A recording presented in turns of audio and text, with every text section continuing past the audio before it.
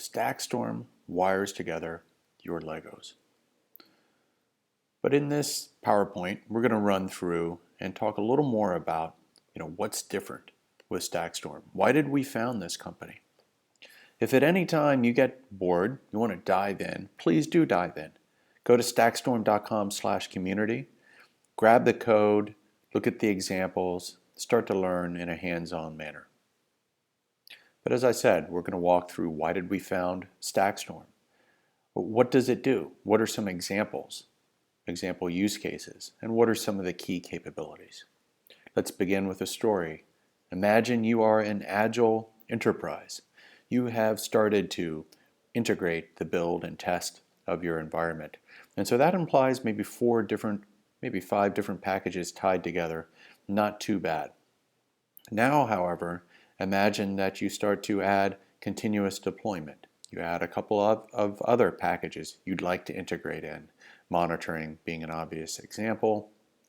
Whatever the case may be, whatever the use case is, you are now at the point that you might have 7, 8, that's 49, 64 different bidirectional connections, integrations, each of which may have some business logic that you are in the position of managing. How are you doing that? If you're not careful, especially as you get down into troubleshooting, automating remediation, really becoming a more and more mature DevOps operator, you're going to find that your integrations and your automations themselves become technical debt that slow you down. StackStorm, as you might imagine, is really intended to enable you to avoid the creation of this technical debt by giving you a platform that integrates in all of these and of course many other underlying solutions and enables you to make decisions based on what you hear from them in the form of events and then take actions on those decisions, and those actions can be long running. A little more specifically, sensors listen for events, and humans can cause these events as well. A code check-in could cause this event, an outage in an area. Automations take action with the help of a rules engine, so you can use conditional logic. And then actions themselves are how we tell, let's say, Chef in this example, or Puppet, to go make a change, or go directly and make that change via StackStorm.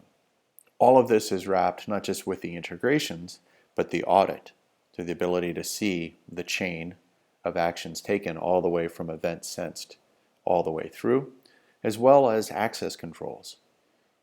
Now, in our current release, our access controls are quite simple, but you will see more and more controls added on so that you can begin to really map your automation better to your internal processes. So some operators may use security automations, other automators may have keys to the kingdom, and so forth.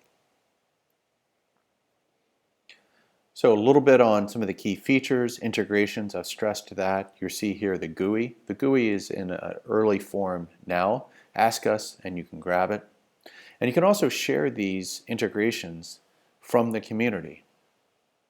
Here again, automations. You can share these from the community. And automations are the combination of some rules in response to events plus actions. Audit. Again, you can learn end to end what is actually occurring. And you can look at this from the CLI or the GUI or your own Splunk or your Logstash and so forth. Really, you now have your after action report, your root cause analysis there as a report for you if you'd like. Workflow. Fundamental to StackStorm is the use of workflow as an engine. In our case, we use the Mistral workflow engine out of OpenStack. It's a project we help sponsor and know quite well. This enables you to tie together actions and based on the response of one action, take another decision, take another action, and so forth. Really important when you're automating the sorts of things that StackStorm users are automating these days. Collaboration. Set aside the GUIs here and the ability to integrate with chat, which we think is important. We do think chat ops is profound. The fundamental piece of collaboration we support is everything is just code in StackStorm. The integrations, the actions, the automations, all of that is just code. And so just as you collaborate, maybe using GitHub, to create code, you can now version control StackStorm and control StackStorm in the same way. Multiple user interfaces, again, the GUI is relatively early. Key point here is you see all of these capabilities in the CLI. We can start with your existing automations, scripts, and with some metadata, they appear in these UIs. Pretty important. CI/CD, we talked a little bit about how we can help you go from CI into CD, wrapping around your existing Jenkins or what have you there, so that you have complete control and visibility into that automation without the technical debt that we also talked about. Now let's look at an example facilitated troubleshooting. In this case, you have an event coming in, and this may be something right out of the, for example, OpenStack troubleshooting guide. That troubleshooting guide says, go validate that that event is actually occurring. Look here and here. So StackStorm's done that in this case. It's then gone and told humans via chat ops or maybe through a ticketing system what is happening, maybe opened a ticket, etc. It's then asking the humans, hey, is it okay to fix this? So I've got a recommended resolution.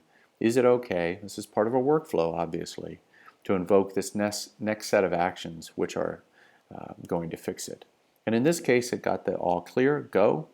It told Puppet Labs, hey, I'm doing this, Puppet. So Puppet may be the system of record. It then made the fix and validated the fix and now cleaned it up. Told the humans again, told ticketing, what have you, that yes, this occurred and we have resolved it. That's an example of facilitated troubleshooting where, again, you want to follow the same sort of process each time for a particular set of symptoms. That's a good job for automation, and StackStorm helps you there. Remediation as a service just closes the loop. It just removes, in this case, the human from that equation, which enables you to move more quickly. We often see remediation as a service following facilitated troubleshooting as you gain confidence in your automation. FBAR is a project that Facebook built internally to close the loop. It's closed loop automation. It's one of many that StackStorm, as a team, we studied when building StackStorm. Hopefully you can see some of the benefits. As you can see in bold, again, StackStorm can begin with your existing automations in the form of scripts, ingest them, and start to use those as potentially building blocks for broader automation. Once ingested, you have the audit, you have the access controls, you have the GUIs and CLI and so forth. And now you can really get your arms around your automation environment and automate more. And that's a lot of the value to the operators.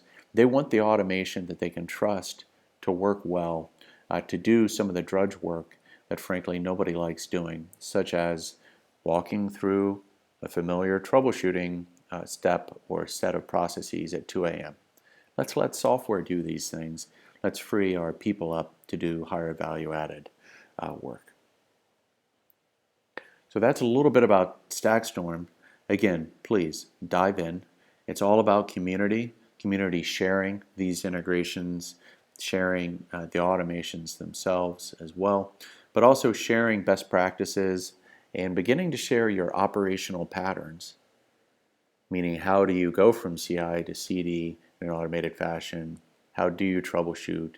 How do you even respond to security events, perhaps, amongst us?